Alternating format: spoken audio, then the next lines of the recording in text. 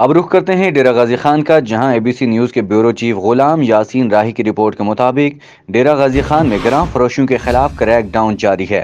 حکومت پنجاب کی ہدایت پر پرائس چیکنگ اور احترام رمضان آرڈیننس پر عمل درآمد جائزہ بارے ڈپٹی کمشنر مہر شاہد زمان کا رمضان بازار کا دورہ اور افسران کو ہدایات کی کہ سبزیوں، پھلوں اور دیگر اشیاء کی سپلائی میں کوئی کمی نہ آنے دی جائے۔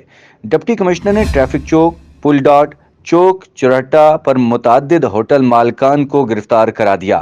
انہوں نے پرانی سبزی منڈی میں دکانوں، ریڑھیوں پر اشیاء خورنوش کی قیمتوں بارے شہریوں سے معلومات لی، زائد نرخوں پر اشیاء فروخت کرنے اور احترام رمضان آرڈیننس کی خلاف ورزی کے مرتکب 9 افراد کو تھانوں میں بند کرا دیا گیا۔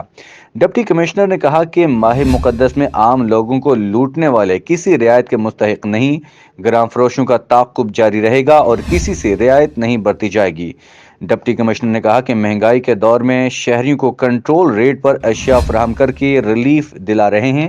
اس موقع پر ایڈیشنل ڈپٹی کمشنر ریونیو میاں رضوان نذیر، پولیٹیکل اسسٹنٹ محمد اسد چانڈیا، اسسٹنٹ کمشنر عثمان غنی، سول ڈیفنس آفیسر رب نواز، علی عابد، محمد رمضان اور دیگر افسران بھی ڈپٹی کمشنر کے ہمراہ تھے۔